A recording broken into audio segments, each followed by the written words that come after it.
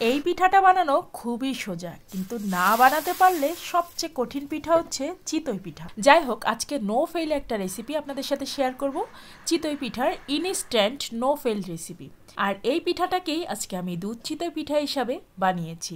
তো চলুন আজকের রেসিপিটা আপনাদের সাথে শেয়ার করি। বিশেষ করে যারা নতুন রাঁধুনি আপুরা আছেন, আমি 100%-এর মধ্যে 100% গ্যারান্টি দিয়ে বলতে পারি আজকের রেসিপিটা ফলো করলে আপনি আমার মতো সুন্দর ফুলকো ফুলকো চিতই পিঠা বানাতে পারবেন এবং এই রকম রসে ভিজে টুসটুসা হয়ে যাবে। দেখেন পিঠাগুলো কতটা সফট হয়েছে আর কতটা সুন্দর মতো ফুলে ফুলে রস চুষে একদম ডাবল হয়ে গিয়েছে।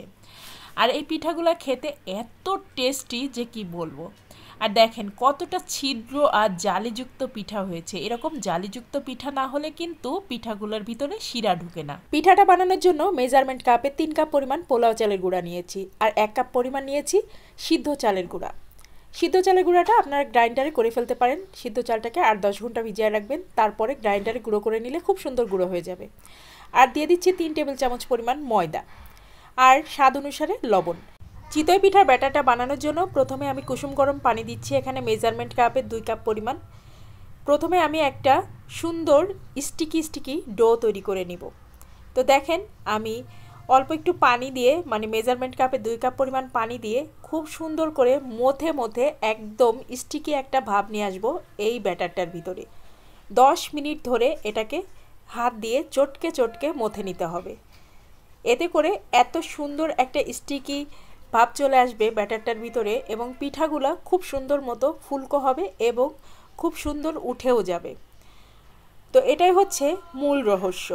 আপনি যতক্ষণ ধরে এই ডোটাকে চটকে নেবেন বা মথে নেবেন, পিঠাটা তত বেশি ভালো হবে এবং কুসুম গরম পানিতেই এই কাজটা করতে হবে।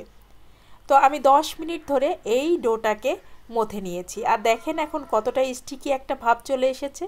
10 মিনিট পরে আপনাদেরকে দেখাচ্ছি। দেখেন এখন এর মধ্যে আমি কুসুম গরম পানি দিয়ে পাতলা একটা ব্যাটার বানিয়ে নেব। চিতই পিঠার ব্যাটার কিন্তু পাতলা হয়, এটা আমরা সবাই জানি। এখন দেখেন অল্প অল্প করে পানি দিব আর হাত দিয়ে ঘুরিয়ে সুন্দর করে ব্যাটারটা বানিয়ে নেব। এই ব্যাটারটা বানানোর জন্য মেজারমেন্ট কাপে 4 কাপ পরিমাণ পানি লেগেছে আমার সব মিলিয়ে। আর ব্যাটারের কনসিস্টেন্সিটা দেখেন ঠিক এরকম হবে, মানে পাতলাটা ঠিক এরকম হবে। এখন আমি দুধ চিতই পিঠা বানানোর জন্য যে শিরাটা তৈরি করতে হবে সেই শিরাটা তৈরি করে নিয়েছি। এখানে দুধটাকে প্রথমে জাল করে নিয়েছি, তারপরে এর মধ্যে দিয়েছি গুড়ের গরম শিরা, গুড়টাকেও গরম করে গলিয়ে নিয়েছিলাম। আর তারপরে এর মধ্যে 4-5টা এলাচ মুখ ফাটিয়ে দিয়েছি, একটু লবণ দিয়েছি, ব্যাস আমার শিরা কিন্তু তৈরি হয়ে গিয়েছে। তো শিরাটাকে আমি বেশ কিছুক্ষণ জাল করে ঘন করে নিয়েছি। চুলায় একটা লোহার কড়াই বসিয়ে দিয়েছি আর চুলার তাপমাত্রা করে দিয়েছি মিডিয়াম টু হাই। চুলার তাপমাত্রা অবশ্যই হাইতেই থাকতে হবে, কারণ চিতই পিঠা বানানোর জন্য চুলার তাপমাত্রা হাই না থাকলে কিন্তু পিঠাটা ভালো মতো ফুলবে না। আর এই কড়াইটাকে আমি একদম কষকষা গরম করে নিয়েছি, ধোয়া ওঠা গরম। তার মধ্যে ব্যাটারটাকে দিয়ে দিলাম। এখন ঢাকনা দিয়ে ঢেকে দিচ্ছি। এভাবে 2-3 মিনিট লাগবে একটা পিঠা হতে। আমি একটু চেক করেছিলাম, প্রথম পিঠা তো এখন দেখেন এই পিঠাটা তুলে ফেললাম। এই প্রথম পিঠাটাই এত সুন্দর, তাহলে বুঝেন যে পরের পিঠাগুলো কতটা ভালো হবে। একদম এভাবে যদি আপনি ব্যাটার বানান, একদম প্রথম থেকেই আপনার পিঠাগুলো ভালো হবে। একটা ভিজা ন্যাকড়া দিয়ে আমি এই কড়াইটা বারবার মুছে নিচ্ছি। প্রতিটা পিঠা হওয়ার পরে একটা ন্যাকড়া দিয়ে আমি এই কড়াইটাকে মুছে নিচ্ছি। এতে করে যে কালো একটা ভাব থাকে কড়াইতে, সেটা কিন্তু এই ভিজা ন্যাকড়ার সাথে উঠে যায়। আর দেখেন দ্বিতীয় পিঠাটা প্রথমটার থেকে আরও সুন্দর হয়েছে। এভাবে পরের পিঠাগুলোও খুবই সুন্দর হয়েছে। তো এরকম ফুলকো চিতই পিঠা কিন্তু খুব সহজেই আমার এই রেসিপিটা ফলো করে বানাতে পারবেন। আর ব্যাটারের কনসিস্টেন্সি নিশ্চয়ই দেখেই বুঝতে পেরেছেন। আমি এখানে লোহার কড়াই নিয়েছি, আপনারা চাইলে যে কোনো ধরনের সাঁচও নিতে পারেন, তবে অবশ্যই সেই পাত্রটাকে একদম কষকষা ধোয়া ওঠা গরম করে নেবেন। দেখেন এভাবে সবগুলা পিঠা আমি বানিয়ে নিচ্ছি।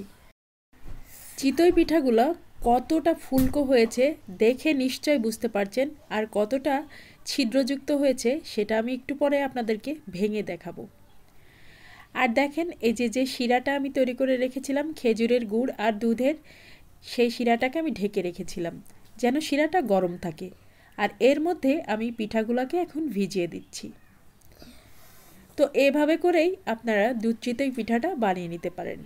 মেন বিষয়টা হচ্ছে চিতই পিঠাটা তৈরি করতে জানা। চিতই পিঠাটা তৈরি করতে পারলে দুধ চিতই হিসাবেও খেতে পারবেন, আবার চাইলে যে কোনো ভর্তা দিয়েও খেতে পারবেন।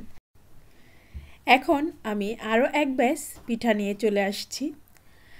তো এভাবেই আমি বেশ কিছু পিঠা দুধ চিতই বানিয়ে ফেললাম, আর বেশ কিছু পিঠা আমি রেখে দিয়েছি ভর্তা দিয়ে খাওয়ার জন্য, কারণ আমার হাজব্যান্ড এই চিতই পিঠাটা ভর্তা দিয়ে খেতে খুব পছন্দ করে, সাথে আমার বাচ্চারাও খুব পছন্দ করে।